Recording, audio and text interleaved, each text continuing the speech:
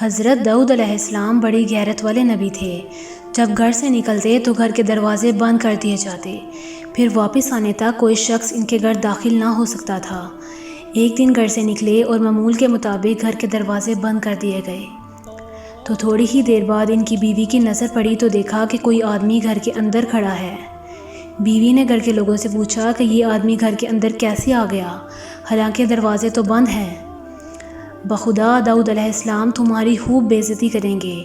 اتنے میں حضرت داؤد علیہ السلام بھی آ گئے۔ انہوں نے دیکھا کہ ایک آدمی گھر کے اندر کھڑا ہے۔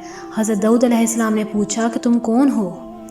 اس آدمی نے جواب دیا کہ وہ شخص ہوں جو کسی بادشاہ سے بھی خوف نہیں کھاتا اور کوئی چیز میرے سامنے رکاوٹ نہیں بن سکتی۔ داؤد علیہ السلام نے فرمایا کہ تم یقیناً موت کے فرشتے ہو۔ میں اللہ کے حکم کے آگے سر تسلیم ہم کرتا ہوں۔ مرحبا۔ پھر جلدی سے اپنی جگہ پر گئے اور وہیں ان کی روح قبض کر لی گئی اور وہ اپنے کام سے فارغ ہو گئے۔ اور آفتاب ان پر طلوع ہوا تو حضرت سلیمان علیہ السلام نے پرندوں کو حکم دیا کہ وہ حضرت داؤد علیہ السلام کے جسم مبارک پر سایہ کریں۔